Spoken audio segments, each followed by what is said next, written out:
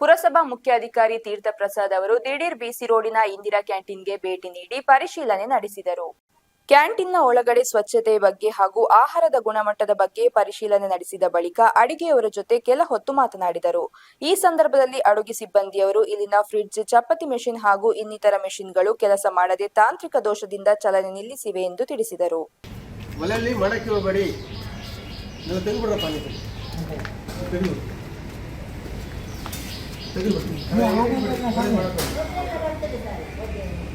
ನಾಳೆ ತೆಗೆದುಬಿಟ್ಟು ತೊಳೆದ್ಬಿಡ್ರಿ, ಇದನ್ನೆಲ್ಲ ಇವತ್ತು ತೆಗೆದುಬಿಟ್ಟು ಯಾವುದೇ ಕಾರಣಕ್ಕೂ ಮಾಡಿ ಸರ್. ಅಲ್ಲಿ ಪುತ್ತೂರಲ್ಲೆಲ್ಲ ಉಂಟಲ್ಲ ಸರ್, ಅದ್ರ ಒಳಗೆ ಸೀಟ್ ಹಾಕಿ ಕೊಟ್ಟಿದ್ದಾರೆ, ಸುಮ್ಮನೆ ವ್ಯವಸ್ಥೆ ಮಾಡಿ ನಾನು ಮಾಡಿಸ್ಕೊಡ್ತೀನಿ ಬೇಕಾದ್ರೆ ಸೀಟು ಹಿಂಭಾಗ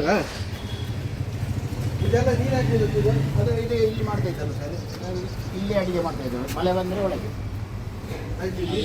ಬರ್ರಿ ಇವರೇ ಬಿಟ್ರೆ ಈ ಕಡೆ